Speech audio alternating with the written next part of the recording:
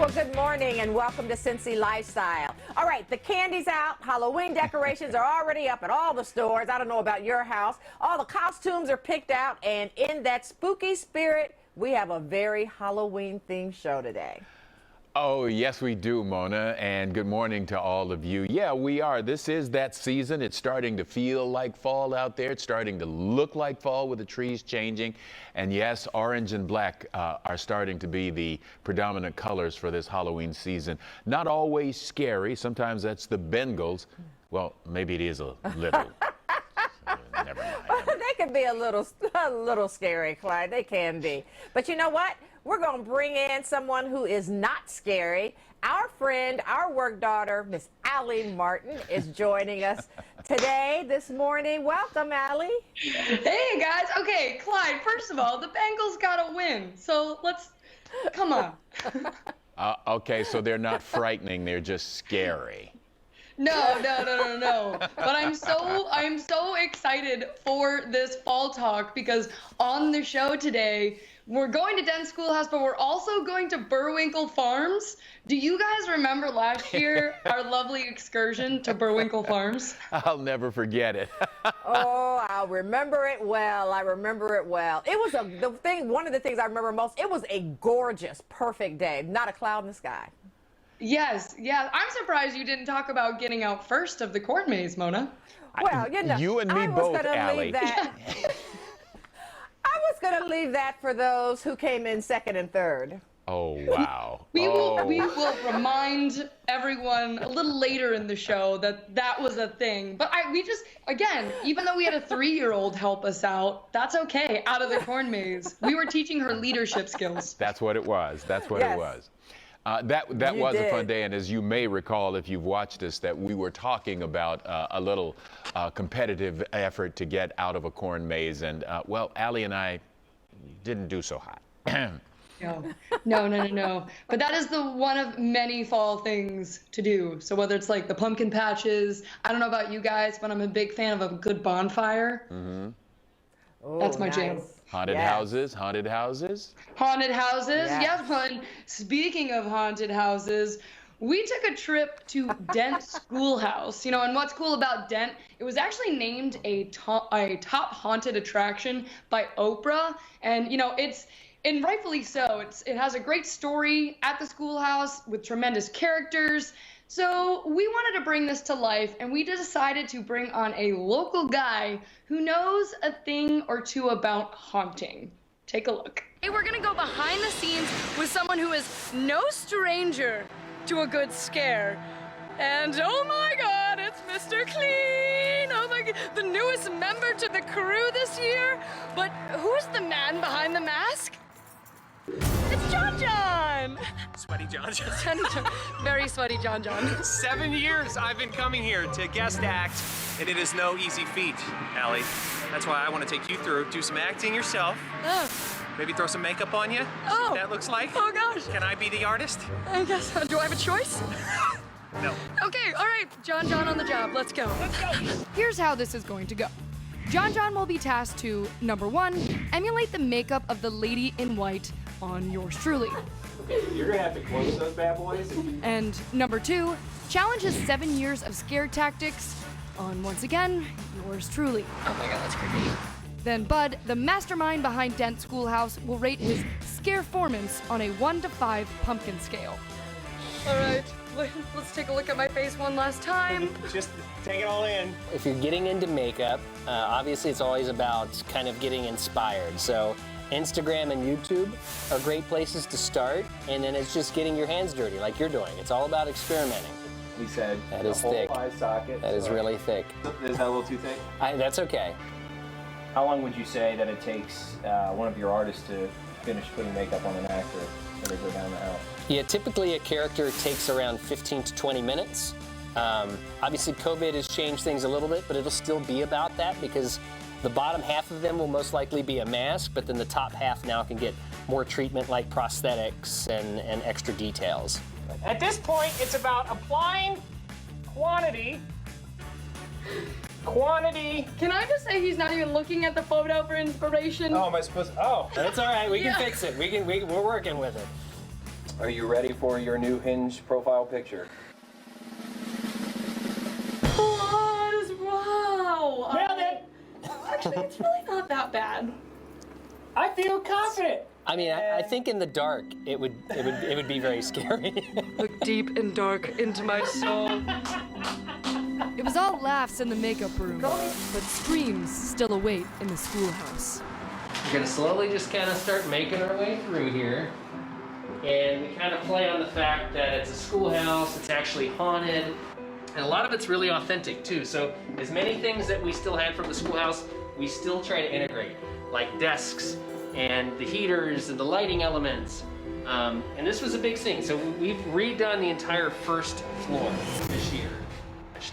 Wait, can we just make a note that we lost Jon? We did lose Jon. Talk about the changes with COVID and how you guys are handling this, more Yes. importantly. Well, I mean, safety is obviously the #1 precaution. Obviously, social distancing. We're gonna have smaller groups that come through the schoolhouse, and both actors and guests are required to wear one of these just to help. And we've got enhanced cleaning that's happening. We've dealt with the federal level, local attractions, and we're trying to find the best method that we can still have a scary show and still be safe in the COVID world. Are you bringing back your full crew with COVID, or is this? So we will have a large chunk of our crew, but obviously we're having to socially distance, and we'll have a little bit less crew than we normally do, just for safety. Yeah.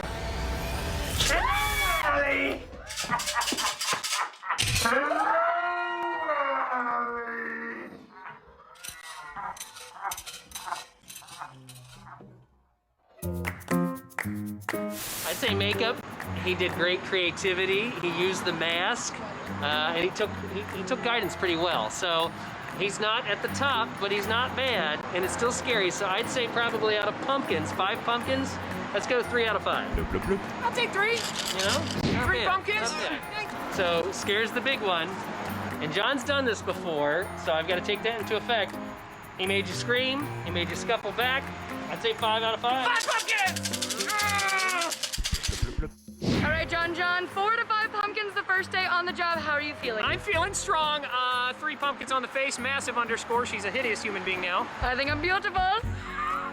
Keep telling yourself that, because then it takes away from my score. 5 pumpkins on scares.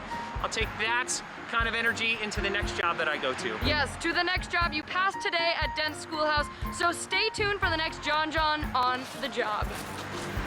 Bye.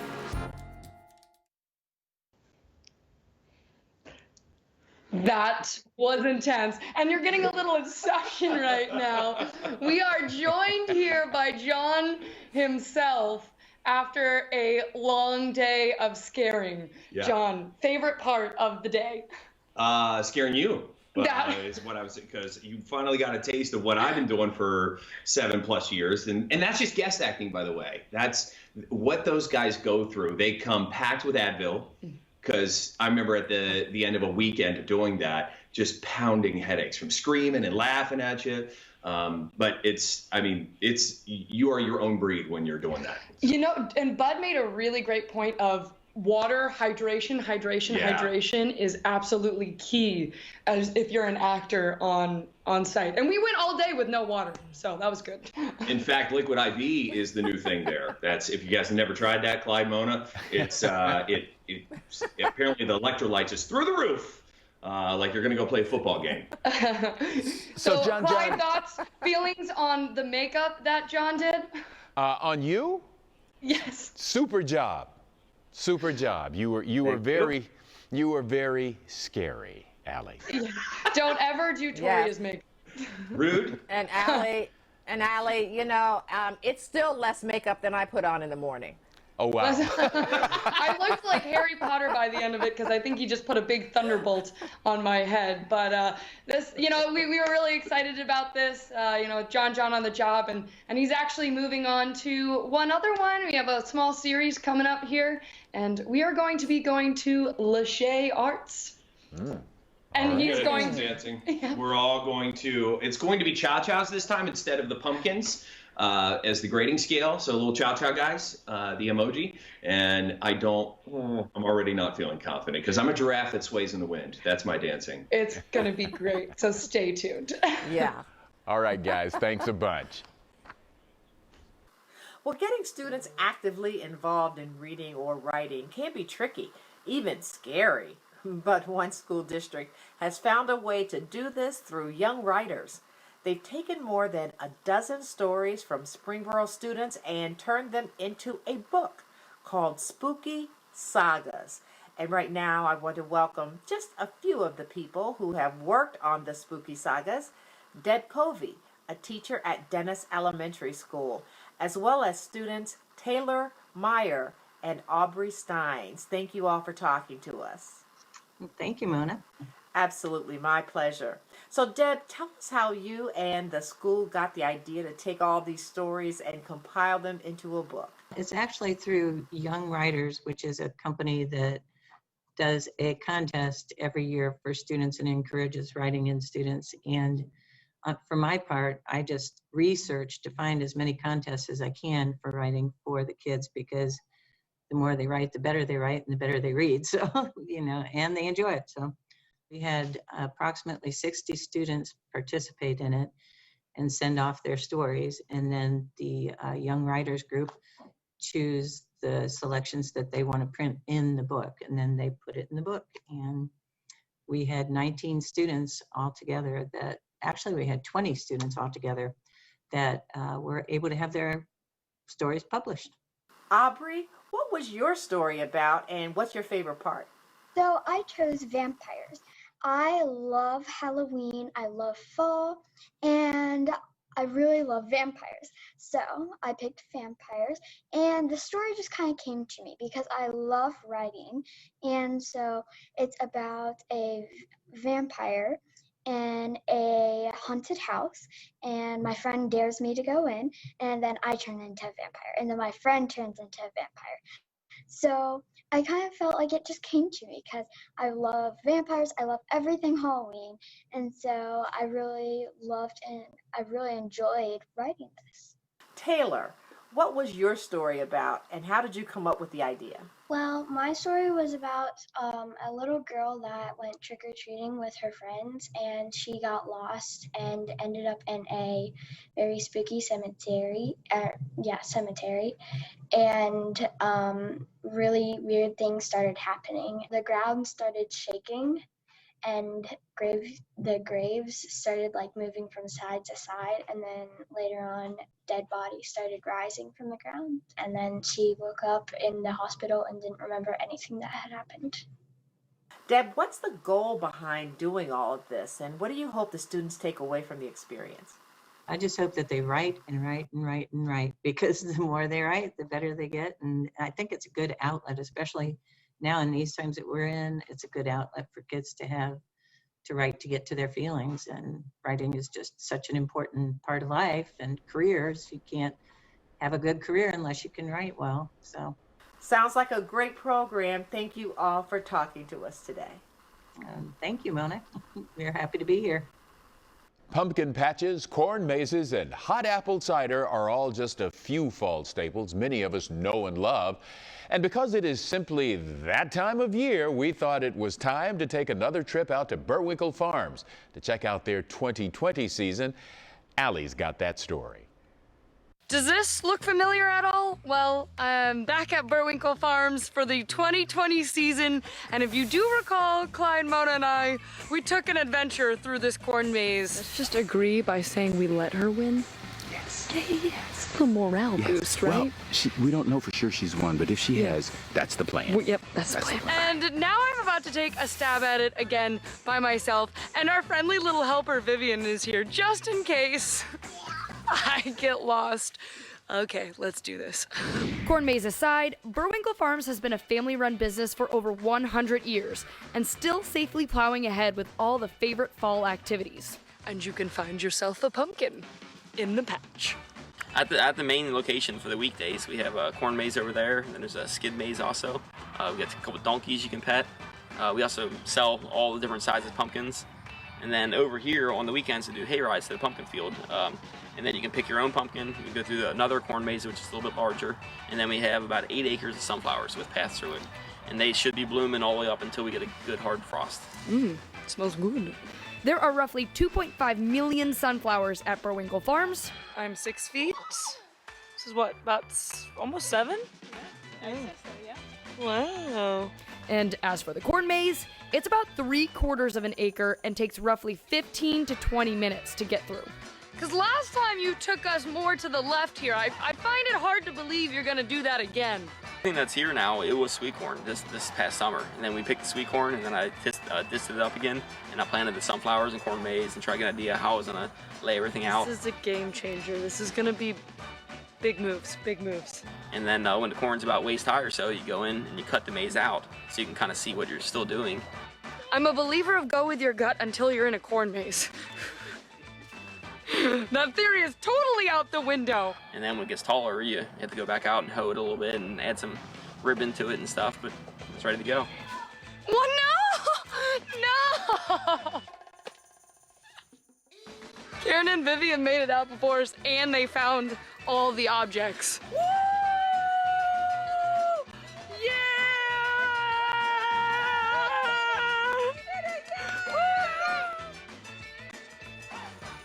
2021, I'm coming for you. It's a wrap.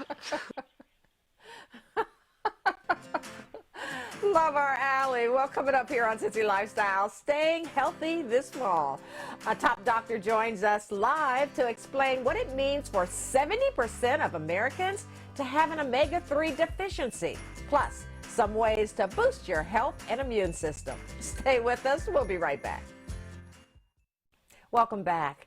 Well, as we head into fall, people are looking for ways to support their health and wellness, especially their immune system. And today joining us is Dr. Taz Bhatia, who is partnering with Corey Pure Antarctic Krill Oil to share some important ways to support your health this fall. Welcome, Dr. Taz. And I want to ask you, what are some ways that we can support our health and immune system this season? Well, the good news here is that you can support your immune system, and it begins with your diet. We know that your diet provides essential nutrients for good, healthy immune function. This includes things you might have heard about, like vitamin C or D or zinc, but also omega-3 fats, which we don't talk about very much. Omega-3 fats are important for overall immune function as well. But in addition to diet, getting consistent exercise, sleeping, and of course managing stress are all a part of a good functioning immune system. Talk about why about the omega-3s and why it is so important to our health. You know, omega-3s are one of the most researched and validated nutrients out there. They're responsible for about 6 different aspects of our health. This includes cardiovascular health, our skin health, our joint health, our eye health, our brain health, and of course our immune health as well. The unfortunate part of that, though, we don't make omega-3s on our own. We're highly dependent on consuming them or supplementing them.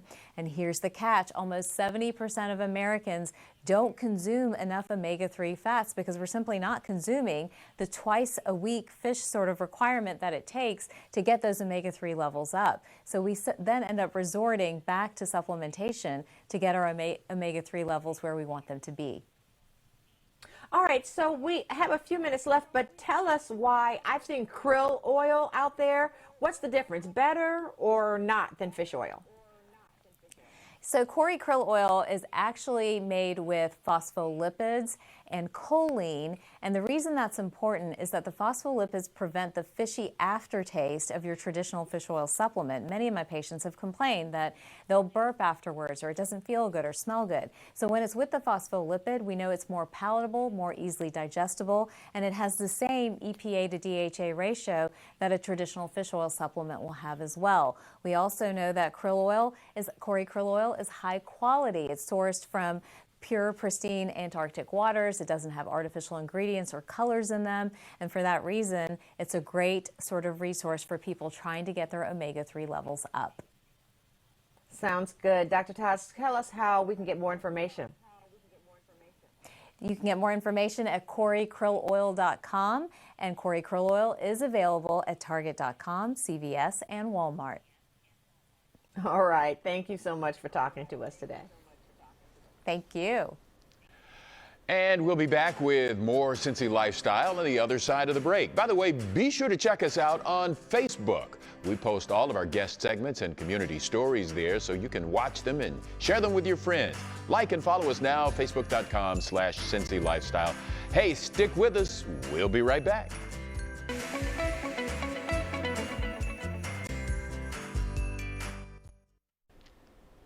Hey, well, coming up tomorrow here on Cincy Lifestyle, beer with integrity. Yeah, that's right. We stopped by Esoteric Brewing in Walnut Hills and learn about the story and symbolism behind this tap and why they're not your average rustic brewery. Also, a virtual and in-person exhibit is bringing the community together through art and the Jewish festival of Sukkot. Meyerson JCC has gathered artists to interpret their experiences during the pandemic. We're going to talk about that with them. You'll find out where and when you can view this unique exhibit. All that, whole lot more, is coming your way tomorrow, right here on Cincy Lifestyle. Mona, we sure are celebrating the fall, are we not? We are, and it's one of my favorites. Fall and spring, my favorite times of year. Yep. So I'm enjoying this weather, Clyde. It's going to be nice today, high of 70, I think. Yes, indeed. Going to be nice, lots of sun out there. So that is Cincy Lifestyle for this wonderful day. Thank you for joining us. Check us out on all of the platforms you see there.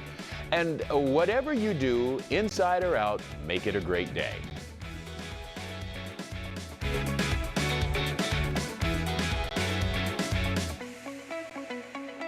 Thanks for watching our video, and if you liked what you saw, hit the subscribe button. You can also check out full episodes of the show you've never seen before, or watch your favorites again and again. And as always, we love to say it, make it a great day.